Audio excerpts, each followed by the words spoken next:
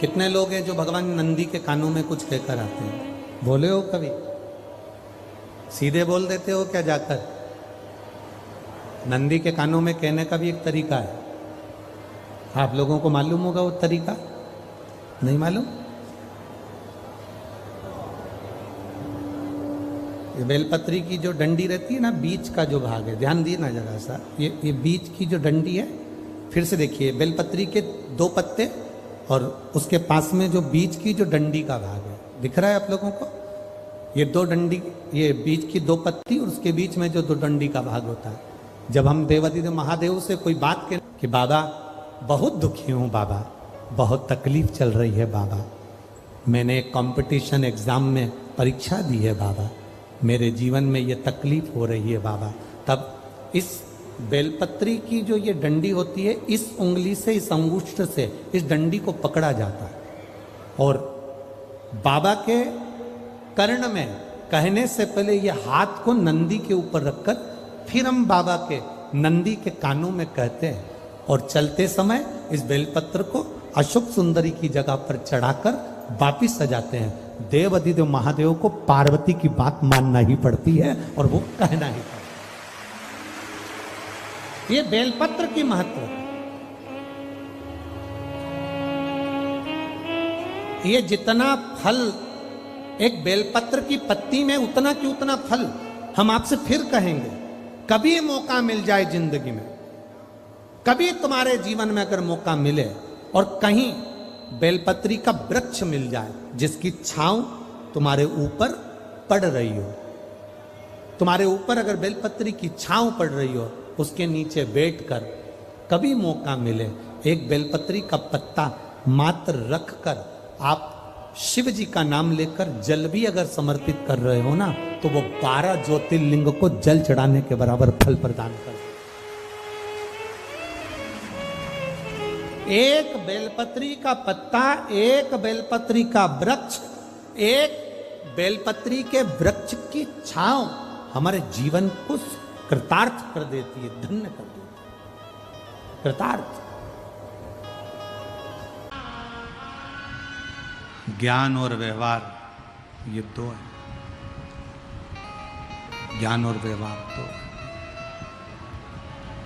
कभी कभी ज्ञान पढ़ा कि पढ़ा रह जाता है और व्यवहार काम आ जाता है। कभी कभी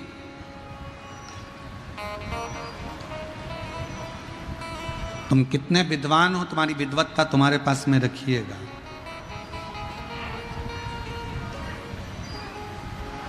तुम कितने विद्वान हो, तुम्हारी विद्वत्ता तुम्हारे पास रखिएगा। कभी कभी एक अनपढ़ व्यक्ति भी सही कार्य कर कर चला जाता है और विद्वान पढ़े लिखे भी कई बार धरे की धरे रह जाते हैं। फिर निवेदन करूं, तुम्हारे पिताजी 10वीं पढ़े, 5वीं पढ़े, 6ठी पढ़े कि बिल्कुल नहीं पढ़े, अनपढ़ हैं। तुम्हारी माता 8वीं पढ़ी, 10वीं पढ़ी कि कॉलेज पढ़ी कि बिल्कुल अनपढ़ है। तुम्हारे माता पिता भले नहीं पढ़े, पर तुम्हें तुम्हारे माँ बाप ने पढ़ा लिखा कर बाबू तो बना दिया। ये सामर्थ्यता है, ये उसकी सामर्थ्यता है। वो 8वीं तक पढ़ी है, वो 5वीं तक पढ़ी है, वो अनपढ़ है, वो अंगूठा टेक है, पर उसने अपने बच्चों को तो पढ़ाया है ना। अब देखा ये जाएगा, वो अंगूठा टेक माँ, वो अंगूठा टेक पिता अपने बेटे को इंजीनियर, डॉक्टर, अपने बेटे को सब कुछ बना देता है। एक दिन अच्छे ओहदे पर ले जाकर उसकी नौकरी भी लगवा देता है।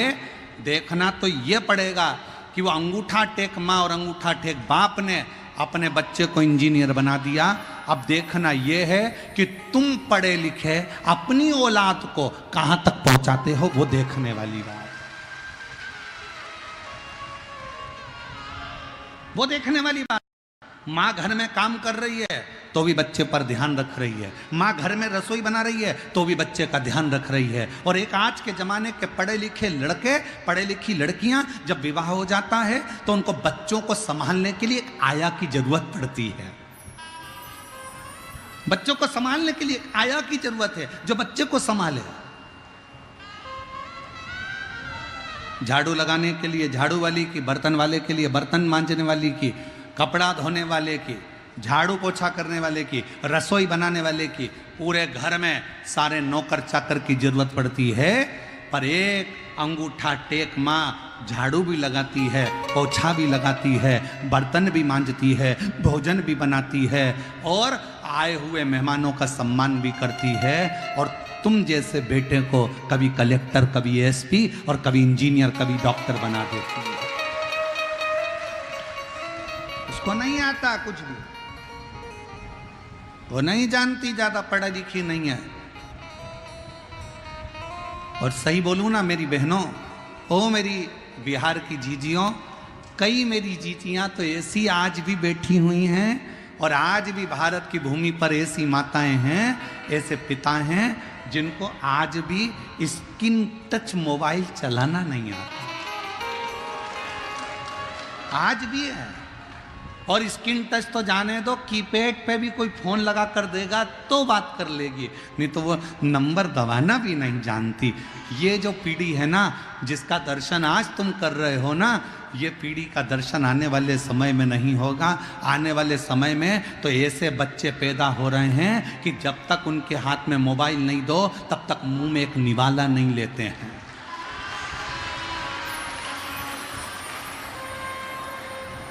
पहले मोबाइल दो, फिर उस पर वो देखेगा एक मोटा हाथी, फिर वो खाएगा। मम्मी उसके आगे पीछे घूमेगी, बेटा खा ले, बेटा खा ले, बेटा खा ले, बेटा खा ले। फिर कई बार बूढ़ी बूढ़ी माताओं के जब छठ पर्व में जब बहुएं आती हैं ना, मुंबई से, पूना से, पटना से जब बहुएं आती हैं ना, तो बूढ़ी बूढ़ी बिहार की फिर माताएं कहने में पीछे नहीं हटती। कई बार बिहार की माताएं फिर कह देती हैं, हमारी भी 4 औलाद थी, हमने पाल पोस के बड़ा कर दिया। खिला देते थे एक बार और खेलने चले जाते थे। और धाए बहू तेरी औलाद से, ऐसी औलाद पैदा करी, उसके पीछे 24 घंटे नाचो, ले बेटा खा ले, ले बेटा खा ले, ले बेटा खा ले, ले बेटा खा ले। लाए ऐसी बहू से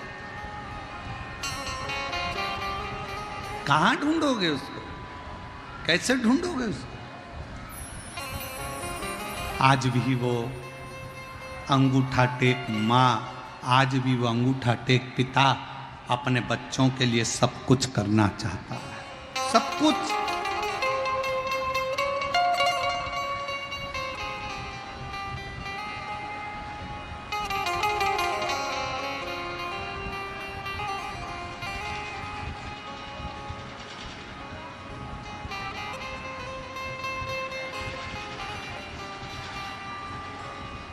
और जितने पढ़े लिखे लड़के बिहार से गए हुए, जितने बेटा बेटियां, तुम चाहे मुंबई रहो, चाहे पुणे रहो, चाहे विदेश में रहो, चाहे देश में रहो, जहां तुम्हारी मर्जी पड़े, जहां बिहार के ये बच्चे अपनी पत्नी और अपने बच्चों के साथ रह रहे हैं, मैं उनसे निवेदन करूंगा, आप भले वहां तुम्हारा बंगला बनाओ, चाहे कोठी बनाओ, पर तुम्हारे बूढ़े माँ बाप जिस गांव में रहते हैं ना, एक बार साल में 2 बार अपने माँ बाप के पास आकर पूछा करो, बाबूजी कोई चीज की जरूरत हो तो मैं बनवा देता हूं। कुछ नहीं चाहिए, कुछ नहीं। कितनी माँ बैठी है जो अपने बेटे से बोली एक बार, मेरे को साड़ी दिला, मुझे हाथ की चूड़ी दिला। जितनी मेरी जीजियां बैठी हैं, इन्होंने कभी अपने बेटों से नहीं कहा कि मुझे साड़ी दिला, मुझे चूड़ी दिला। पति से जरूर बोली पर अपने बेटों से नहीं बोली। और उल्टा बेटों को जरूरत पड़ी तो माँ ने अपनी अलमारी खोलकर निकाल कर दे दिया, पर माँ ने कभी अपने बच्चों से नहीं कहा कि मुझे कुछ दिलाओ, मुझे नहीं चाहिए। एक माँ कहती है मेरे पास में सब कुछ है, मेरा पति है मेरे पास में, मेरी दौलत है मेरे पास में, और मेरा ये परिवार मेरे पास में है, तो मैं क्या करूंगी इस संपदा का? क्या करूं उसको? संपदा का क्या करना है मुझे? शिव महापुराण की कथा कहती है, ज्ञान का अभिमान ना करिए, ज्ञान का अभिमान ना करिए, कुछ काम व्यवहारिकता में करने का प्रयास करिए।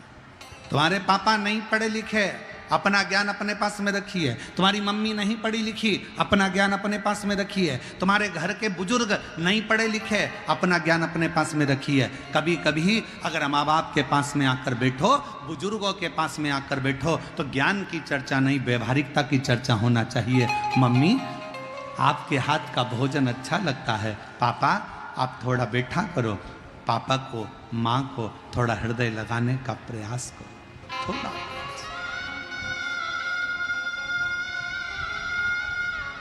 थोड़ा सा प्रयास।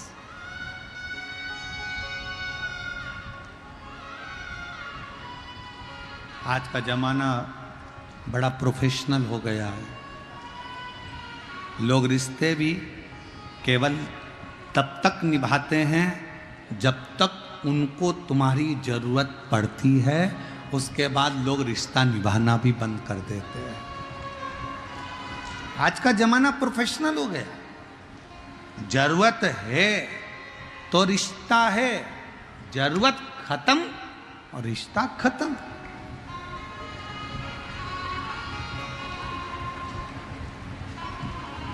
संबंध, व्यवहारिकता का संबंध। भानुमति ने रामनाथ से कहा, क्यों चिंता करते हो, अपने बच्चे हैं, आप चिंता ना करिए, आप टेंशन मत लो, आप चिंता मत करो। ये अपने बच्चे हैं, भोजन मिला तो ठीक है, नहीं मिला तो ठीक है। ये आपसे कभी नहीं कहेंगे कि हमें भोजन मिला कि ना मिला, हमें कुछ मिला कि नहीं मिला, ये कभी नहीं कहेंगे। आप टेंशन मत लो। दरवाजा बजाया गया, आवाज लगाई,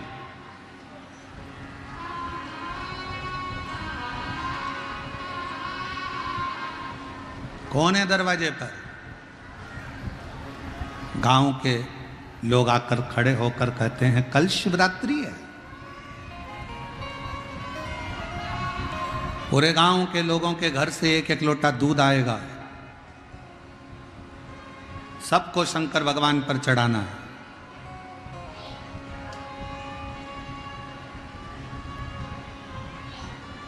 रामनाथ, तुम्हारे घर से भी एक लोटा दूध शंकर जी के मंदिर में, शिवालय में एक चढ़ाने के लिए आना चाहिए।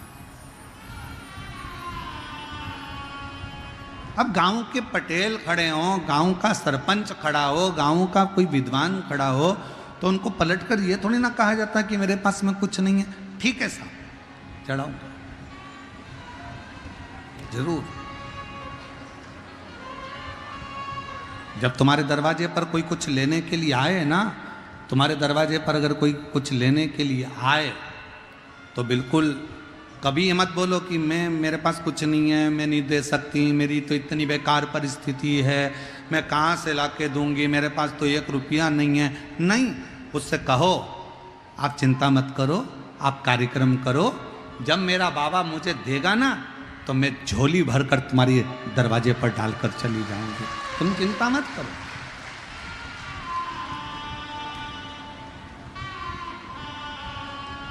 क्यों टेंशन लेना, क्यों चिंता करना?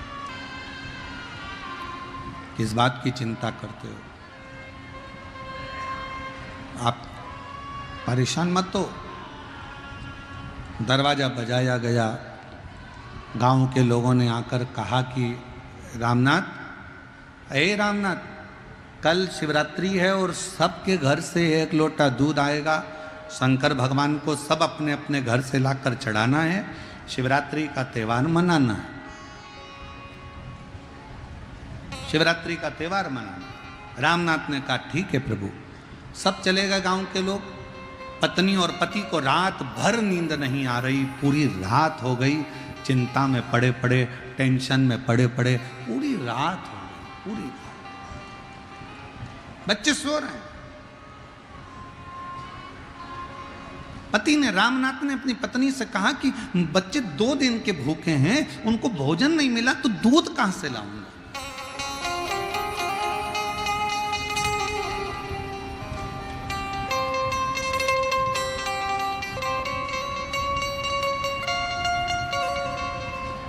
मैं दूध कैसे लेकर आऊंगा, कहां से लेकर आऊंगा।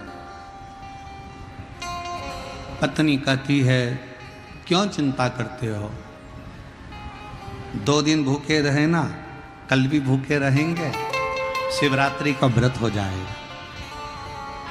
क्यों चिंता करते हो, शिवरात्रि का व्रत हो जाएगा। दूध नहीं मिलेगा तो जल ही चढ़ा देंगे। गांव के लोग क्या कहेंगे, सारे घर से 1-1 लोटा दूध आना है और गांव के लोग क्या कहेंगे। पत्नी कहती आप चिंता मत करो, आप अपना विश्राम करो। ये धर्म पत्नी होती है।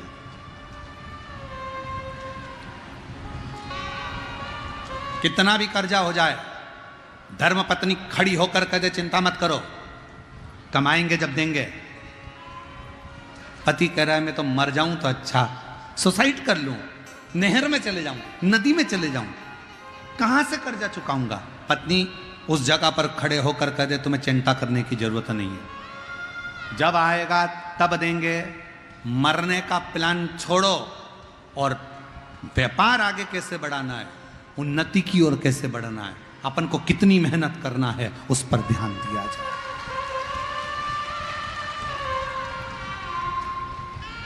उस पर ध्यान दिया जाए। पर हम लोग बहुत बड़ी गलती कर देते हैं। जब हम कर्जे में डूब जाते हैं, जब दुख में डूब जाते हैं, जब बहुत तकलीफ में आ जाते हैं, तो कहीं हाथ दिखाने के लिए जाते हैं, कहीं पत्रिका दिखाने के लिए जाते हैं, कहीं कुछ दिखाने के लिए जाते हैं, कहीं अपना भाग्य दिखाने के लिए जाते हैं। कहीं मत जाओ। जब दुख की घड़ी हो, अपने परिश्रम को, अपनी मेहनत को 4 गुना बढ़ाओ। इतनी मेहनत, इतना परिश्रम करो, इतनी मेहनत करो,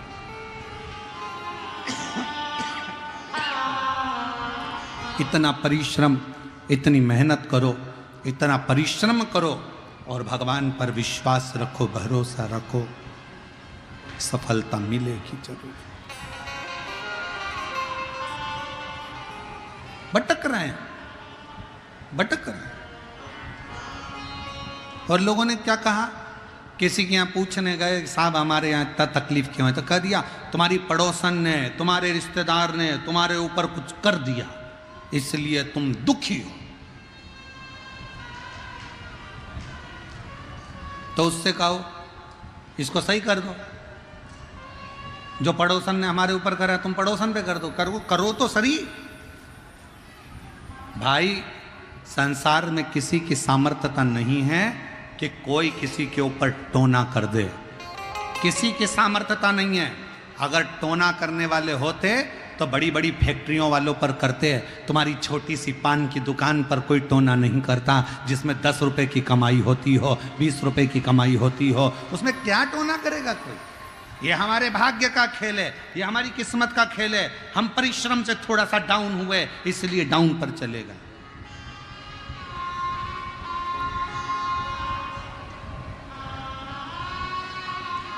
बढ़ाओ परिश्रम और मत बुरे कर्म कर वरना पछताएगा।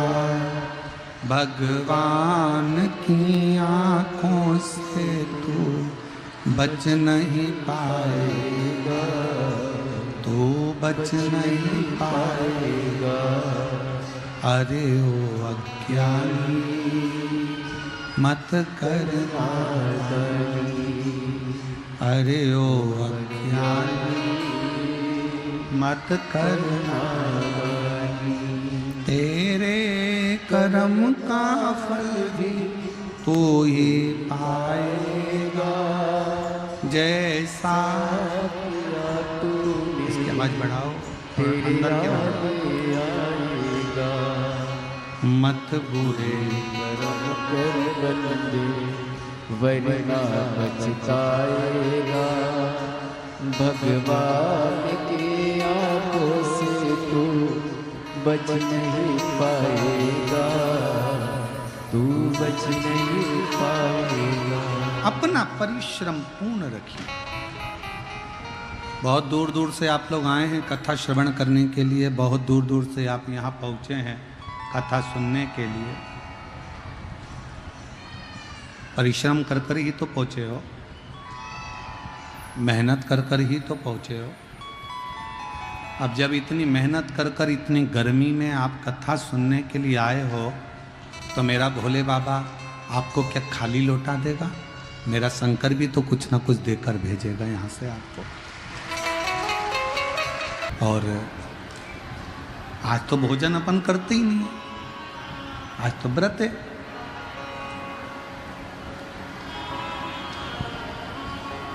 आज कहाँ भोजन करेंगे अपन, अपना व्रत है आज। महाराज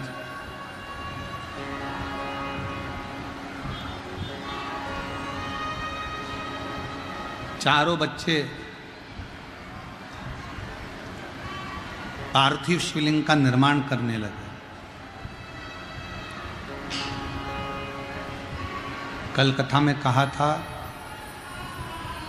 मन घबराओ नहीं, भोलेनाथ मिलेंगे कभी ना कभी। वो जल में मिले, वो फल में मिले, आकाश में मिलेंगे कभी ना कभी। मन धीर धरो, घबराओ। थोड़ा सा धीरज बांध कर रखना, शिव मिलेगा।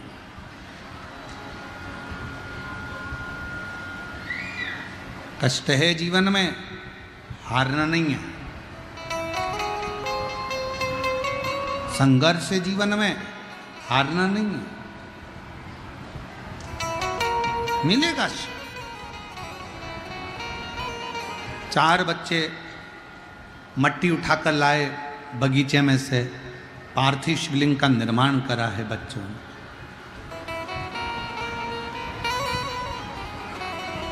और पार्थिव शिवलिंग का निर्माण कर कर दौड़कर घर के अंदर गए। माँ से कहा, माँ देखो आज शिवरात्रि है, आप शंकर जी के मंदिर जाती, हमने शंकर जी को अपने घर में लेकर आए, हम शिव को अपने घर में लेकर आए।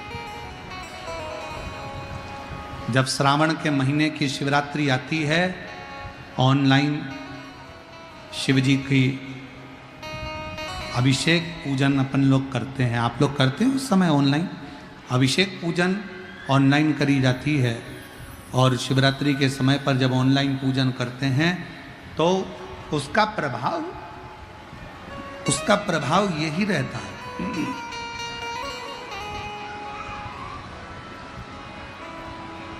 कि साल में कम से कम एक दिन पूरा विश्व, पूरा देश विदेश में जहाँ पर सनातनी रहते हैं, वो कम से कम एक दिन श्रावण की शिवरात्रि के समय पर जब हम ऑनलाइन पूजन करें तो तुम्हारे मन में यह भाव होना चाहिए कि भगवान शंकर कहीं भी हों, उस दिन हमारे घर में प्रवेश कर रहे हैं। उस दिन शिव हमारा दुख हरने के लिए, शंकर हमारा कष्ट हरने के लिए वहाँ आ रहे हैं। भगवान शिव आ रहे, ये अपने भीतर एक भाव प्रकट करो। एक पत्र है, अच्छा है, देखिए।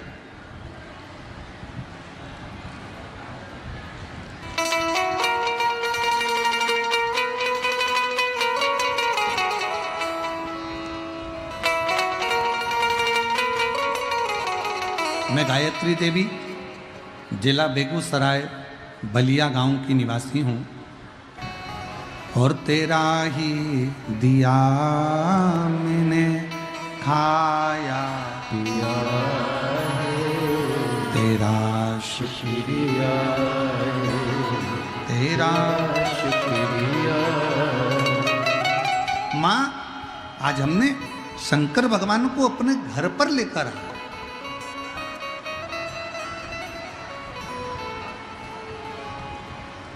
माँ शिवजी अपने घर पर आए। शंकर भगवान और अपने घर पर। भानुमति को ये स्मरण नहीं। भानुमति ने मन में सोचा कि ये कैसे हो सकता है कि शंकर अपने घर पर आ जाए, शिव अपने घर पर आ जाए, ये कैसे हो सकता है।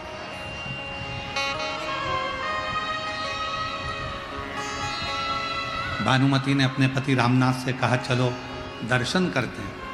पार्थिव शिवलिंग, 4 बच्चों ने 4 पार्थिव शिवलिंग का निर्माण किया। 4। ये शिव महापुराण की कथा कहती है तुम्हारे घर में अगर एक शंकर जी का शिवलिंग है, कोई ने दूसरा शिवलिंग दे दिया, पूजन में 2 शिवलिंग हो गए, पूजन में 3 शिवलिंग हो गए, पूजन में 4 शिवलिंग हो गए, पूजन में 5 शिवलिंग हो गए। शिव महापुराण की कथा कहती है तुम्हारे घर में अगर 50 शिवलिंग भी पूजन में इकट्ठे हो जाएं तो घबराना मत, कुछ नहीं होगा। शंकर जैसा बढ़ता है वैसा ही वंश बढ़ाता है। इसमें दोष नहीं है। शिवलिंग अगर पूजन में तुम्हारे 2, 3, 4, 5, 6, 7, 8, 9, 10, 12 जितने शिवलिंग है, इसमें कोई दोष नहीं। सारे देवता पूजन में 1 या 2 हो सकते हैं, पर शंकर का शिवलिंग पूजन में अगर ज़्यादा भी है तो भी शिव उसको स्वीकार करते, उसमें कोई दोष नहीं है, कोई दोष। बोल बम का नारा है, सारी समस्या का हल, श्री शिवाय नमस्ते, उसमें कोई दोष नहीं। घर में शिवलिंग है और शिवलिंग मान लो खंडित हो गया, टूट गया, 50 टुकड़े हो गए, 1000 टुकड़े हो गए, तो भी टेंशन लेने की जरूरत नहीं है। शिव महापुराण की कथा कहती है शिवलिंग कभी खंडित नहीं माना जाता, शिवलिंग तो अखंड माना जाता। शिवलिंग कभी खंडित नहीं माना जाता। शंकर भगवान का शिवलिंग कभी खंडित नहीं माने जाता, अखंड है।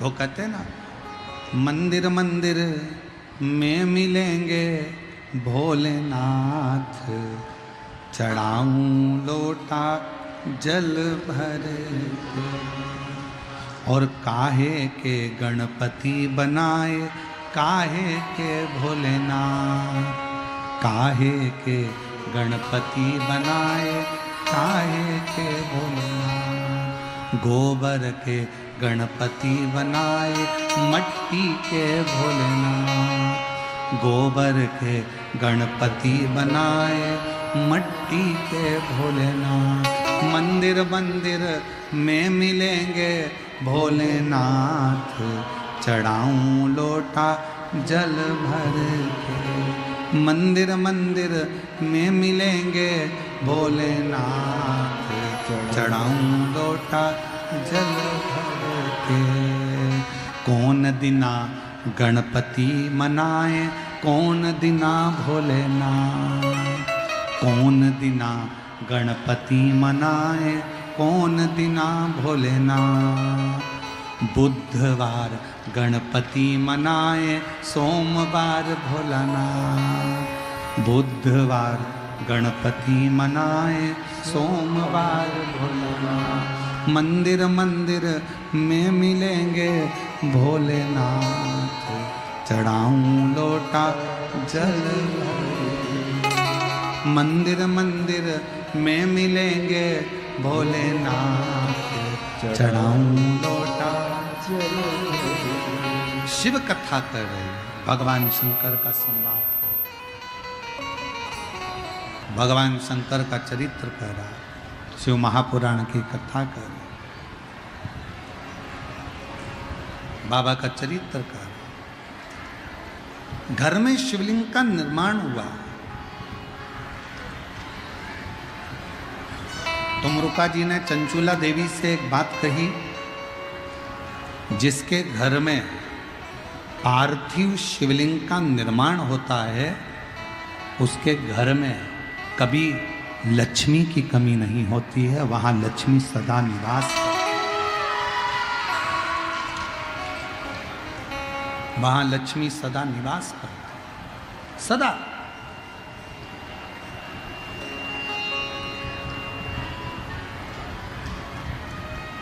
और मेरी जीजियों, जितनी मेरी बेटियां बैठी हैं, माताएं बैठी हैं, मेरे भाई जितने बैठे हैं, जितने मेरे जीजी बैठी हैं, जितने मेरे जीजा बैठे हैं, उनसे निवेदन करूंगा, महीने में, 2 महीने में, 4 महीने में, 6 महीने में ऐसा नियम बनाओ कि मिट्टी अपने गमले में से लेकर, भले गमले के अंदर ही शिवलिंग का निर्माण कर लो, उसकी पूजन कर लो, दिया लगाकर, जल चढ़ाकर बाबा से प्रार्थना कर लो और उसी मिट्टी को वहीं गमले में ही विसर्जन कर।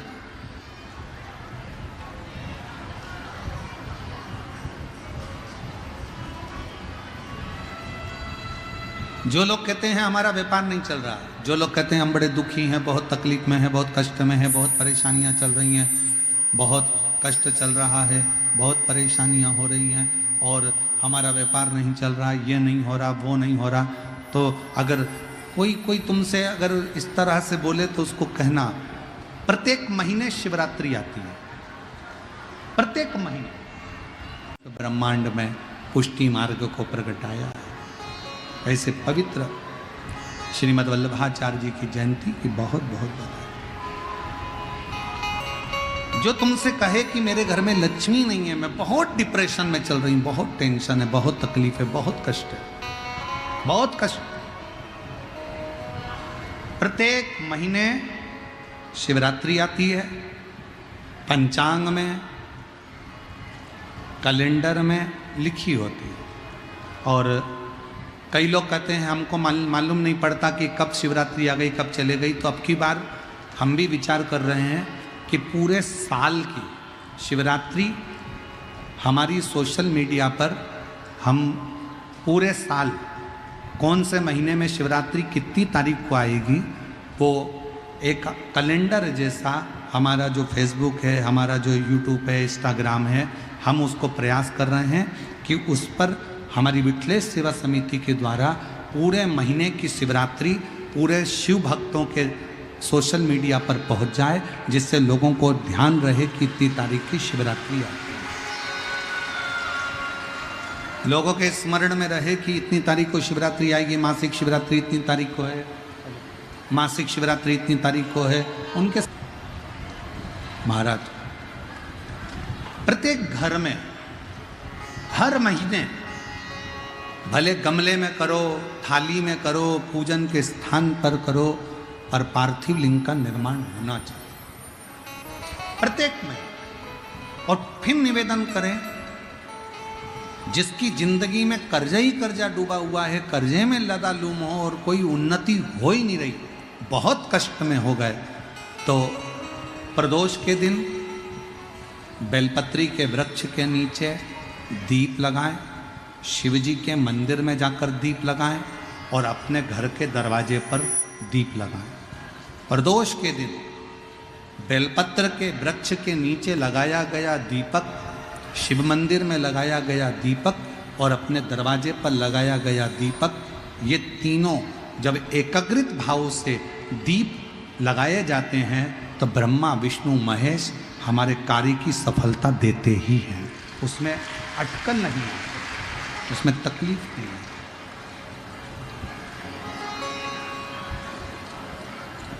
कितने लोग हैं जो शंकर जी के मंदिर में एक लोटा जल चढ़ाने जाते हैं? हाथ उठाओ जरा, सभी लोग जाते हो? रखो रखो रखो रखो। क्या कहते हो बाबा को जाके? शिव जी के मंदिर में जब जल चढ़ाने जाते हो तो क्या कहते हो? घर से जाते समय एक लोटा जल जब लेकर निकलो तो घर के दरवाजे से निकलते समय श्री शिवाय नमस्तुभ्यम। मंदिर में जब प्रवेश करो तो श्री शिवाय नमस्तुभ्यम। और शंकर जी को जब जल चढ़ाओ तो अपने बाबा को अपने दिल की बात, बाबा मैं आपकी बेटी हूँ, बहुत कष्ट है बाबा, ये तकलीफ है बाबा, बाबा आप ये कार्य कर दीजिए। शिव को जल चढ़ाते समय और जलाधारी का स्पर्श करो, जलाधारी का स्पर्श करो और बाबा से विनय करिए। हम तो बाबा के भरोसे चलते, हम तो बाबा के भरोसे चलते, ये दुनिया वाले जलते, ये दुनिया वाले जलते, हम तो बाबा के भरोसे चलते, डमरू वाले के भरोसे चलते। जैसे ही पार्थिव शिवलिंग का निर्माण हुआ, भानुमति और रामनाथ ने आकर दर्शन किया। दर्शन करते से ही बाबा से प्रार्थना करी, बाबा आज गांव के लोग शिवरात्रि का पर्व मना रहे हैं, सब घर से एक लोटा जल, एक लोटा दूध शिवालय जाना है। हमारे पास दूध ले जाने की भी सामर्थ्यता नहीं, हमारे पास दूध ले जाने की भी सामर्थ्यता नहीं। आप कृपा करें। अगर आपने कथा सुनी होगी रतनगढ़ की, तो रतनगढ़ की कथा में हमने कहा था कि शंकर भगवान को 50 किलो, 2 किलो, 5 किलो, 1 किलो दूध की जरूरत नहीं है। शंकर भगवान को अगर देसी गाय का 2 बूंद दूध भी चम्मच में लेकर भी अगर शंकर जी को चढ़ा दोगे तो शंकर उसको स्वीकार कर ले।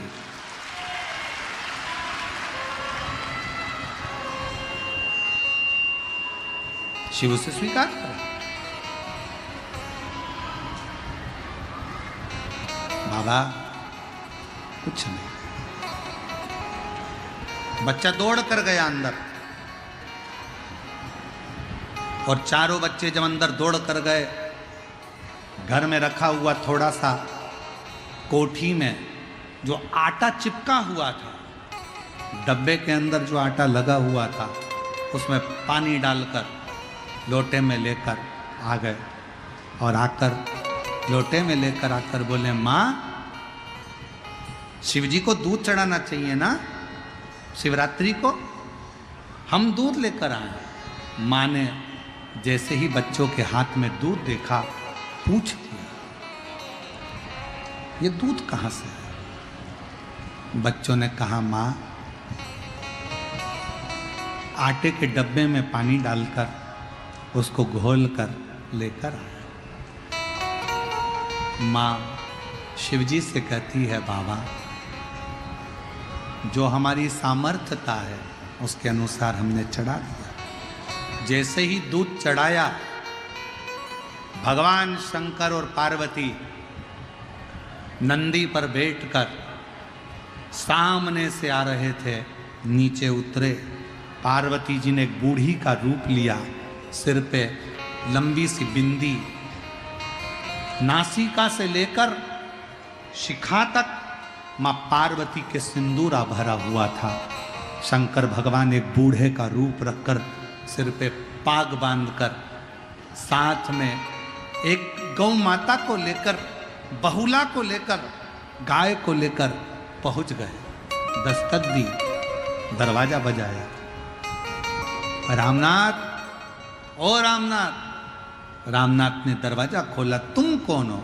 रामनाथ भूल गया, तेरे पिताजी का मैं मित्र हूं, और तेरे पिताजी ने मेरे पास में थोड़ा सा धन रख दिया था, थोड़ी सी दौलत रख दी थी, और उसके प्राण तुझे याद है? गाड़ी से जाते हुए तेरे पिता के प्राण छूट गए थे। जी मैं उनका मित्र हूं। उस गांव से आया हूं। तेरे पिता की दी हुई ये गाय और तेरे पिता का दिया हुआ ये धन आज मैं तुझे देकर जा रहा हूं। देकर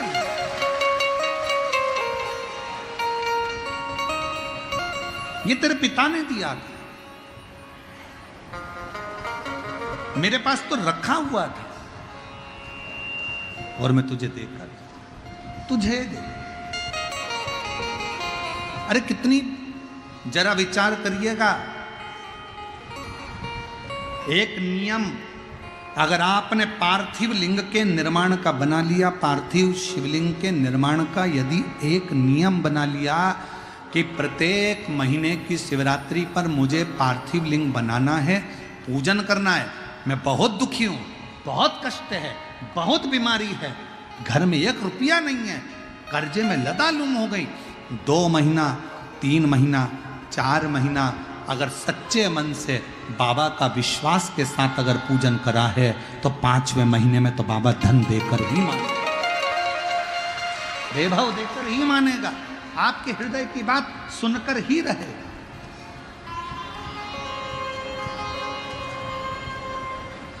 श्रवण करो।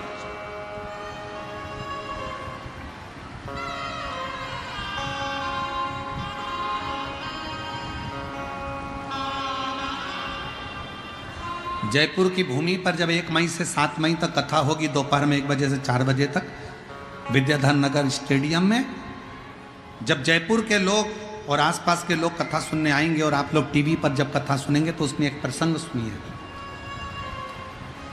उसका एक प्रसंग है, शिवजी पार्वती जी को लेकर शमशान की फेरी लगा रहे थे, शमशान घूम रहे थे, शमशान महाशमशान में घूम रहे हैं, काशी में घूम रहे हैं।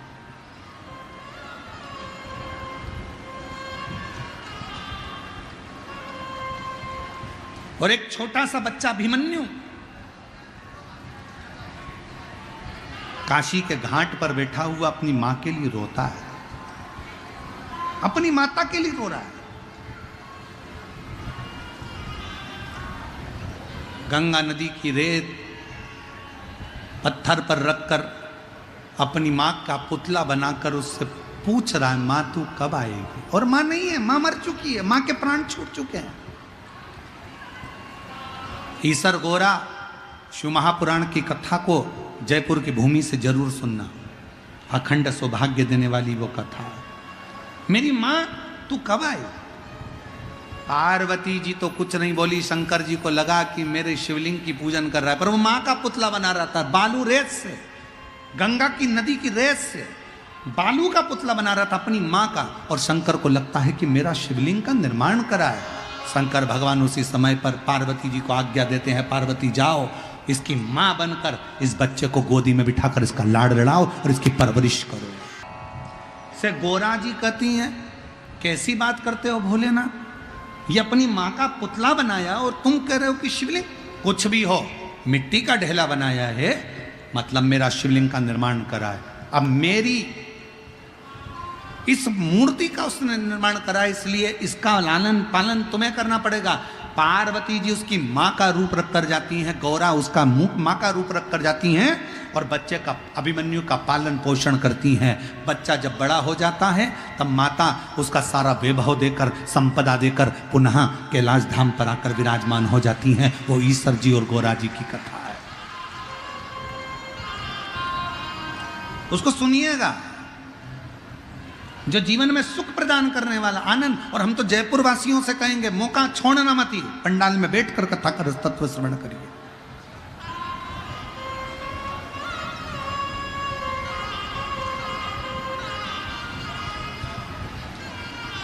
शिव तत्व को धारण करो, शंकर को धारण। तुम्हारे पिता के मित्र हैं हम, ये लो। शंकर कभी अपने असली स्वरूप में नहीं आता, शिव कभी अपने असली स्वरूप में नहीं पहुंचता। शंकर भगवान अपना रूप रखकर दूसरे के माध्यम से आपका कल्याण करवा देते हैं। और शिव जी ने आकर दिया, गाय का दूध निकाला, रतन माणिक मोती सब घर में भरा गया, पूरा महल बन गया। पूरा घर का लोग शंकर का गुणगान करने लगे।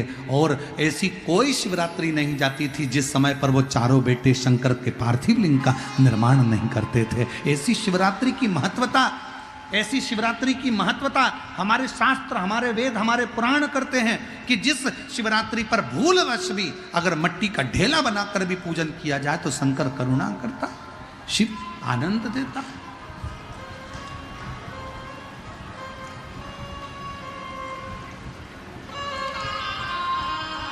और शंभो शरणे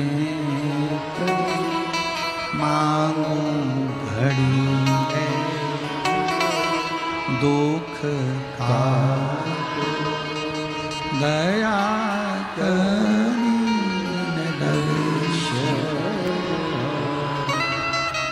शंभु शरणे मांगो दुख का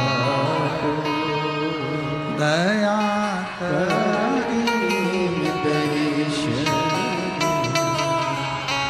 दिल से जो भाव से शिव को भजता, शिव से मिलता। पार्वती मैया ने शंकर को भजा, विनायक का सिर कट गया तो भी गणेश के रूप में शिव भगवान शंकर दे देते।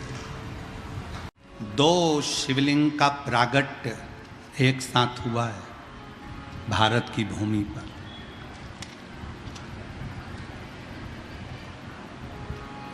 जितने दुनिया के लोग सुन रहे हैं भारत की भूमि पर, देश विदेश में जितने लोग आस्था चैनल के माध्यम से सुन रहे हैं, सावधानी से सुनना। दो शिवलिंग का निर्माण एक साथ हुआ है भारत की भूमि पर, और उसकी कथा शिव महापुराण में है।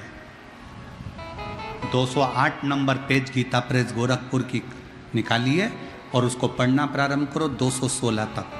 दो शिवलिंग का निर्माण एक साथ हुआ। पहले नंबर पर बिहार के सिंहेश्वर महादेव और दूसरे नंबर पर कुरुक्षेत्र के स्तंभेश्वर महादेव। दो शिवलिंग भारत की भूमि पर एक साथ प्रकट करे भगवान विष्णु ने। पहला बिहार के सिंहेश्वरनाथ, दूसरा कुरुक्षेत्र के स्तंभेश्वर महादेव। ये दो शिवलिंग भगवान विष्णु ने एक साथ प्रकट करे शंकर को प्राप्त करने के लिए, शिव को ढूंढने के लिए।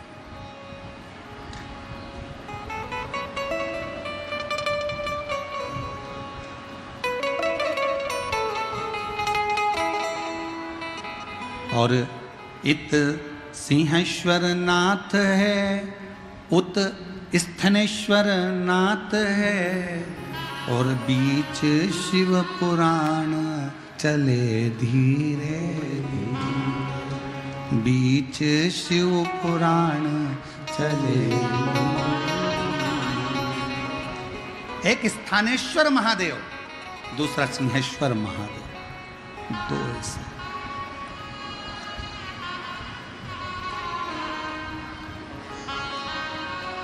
और पूरे विश्व में जितने लोग शिव महापुराण की कथा सुन रहे हैं, बड़े किस्मत वाले हो आप लोग। बिहार के सिंहेश्वर में आकर शिव जी का दर्शन नहीं कर पाते तो कम से कम टीवी के माध्यम से आप इस शिवलिंग का दर्शन तो कर रहे हैं। बोल सिंहेश्वर महादेव की, बोल बम का नारा है, सारी समस्या का हल श्री शिवाय नमस्ते। भगवान उत्तानपाद का चरित्र अपन ने कल श्रवण करा था। मनु शत्रुपा की 3 बेटियां देवहूति, आकुति और प्रसूति। माता प्रसूति जी का विवाह दक्ष प्रजापति के साथ हुआ।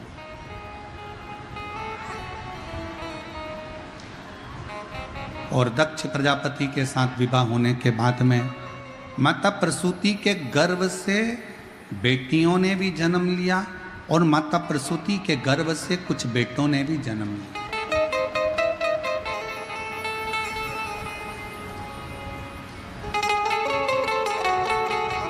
जब माता प्रसूति के गर्भ से बेटों ने जन्म लिया तो देवऋषि नारद ने उन बेटों को देखकर सत्संग में लगा दिया। सृष्टि आगे बढ़ने से उन्होंने रोक दिया, बढ़ने नहीं दिया। गुस्सा आया दक्ष प्रजापति को कि मेरे बेटों को तुमने सत्संग में लगा दिया। आता है लोगों को, कई लोगों को बड़ा गुस्सा आ जाता है। कोई बेटा अगर सुंदरकांड में जाए, बेटा अगर हनुमान चालीसा पढ़े, बेटा अगर भगवान की भक्ति में लग जाए, बेटा अगर मंदिर जाना चालू करे, बेटा अगर संतों के पास बैठे, बेटा अगर गुरुओं की सेवा करे, तो घर के माता पिता को, घर के लोगों को बुरा लगता है।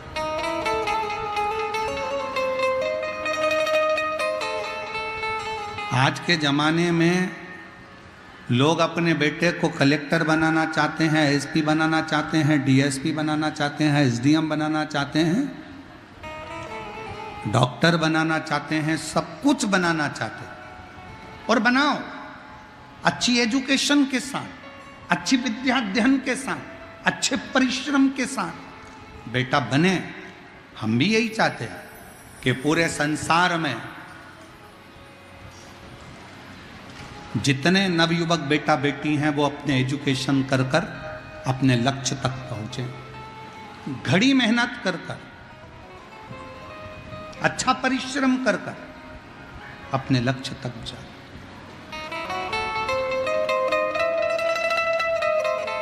पर आज के जमाने में सब कुछ बनाना चाहते हैं, पर अपने बेटे को लोग कोई मीरा, कर्मा, नामदेव, ध्रुव, प्रहलाद, रामकृष्ण परमहंस, स्वामी विवेकानंद, कोई अपने बेटे को नहीं बनाना चाहता, बच्चों को नहीं बनाना। पर एक निवेदन है,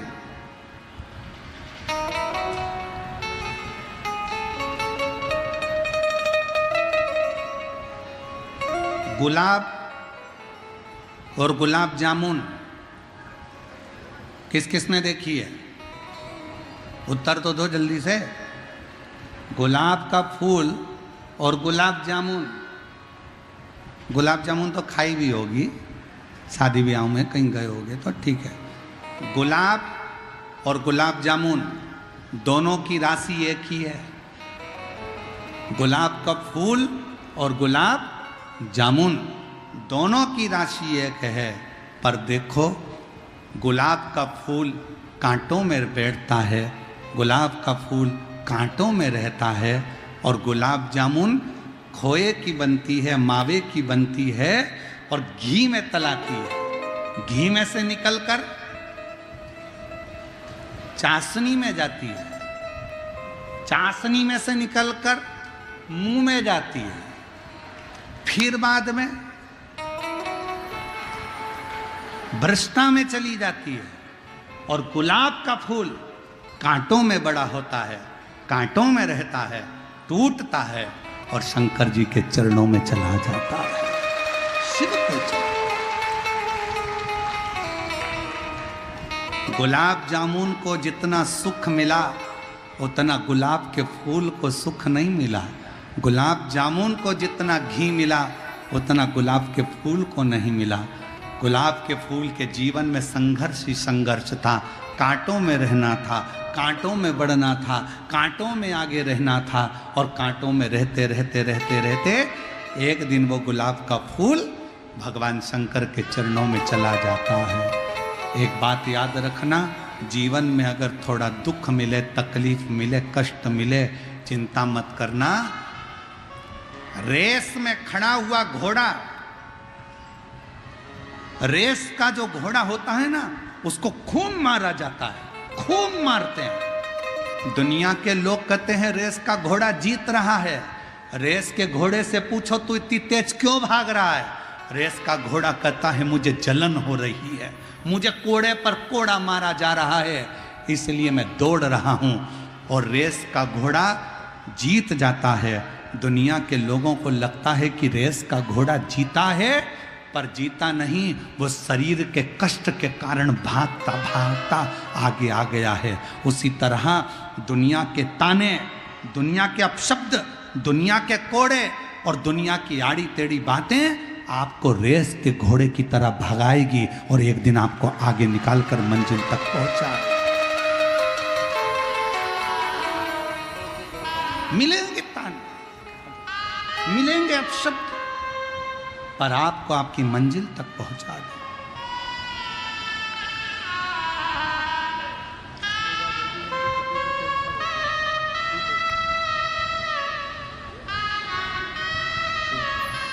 रोते नहीं, अब तो बाबा ने कृपा करी। देखो उठो उठो, उपकार बाबा का है, हमारा नहीं। ठीक है बेटा, आशुतोष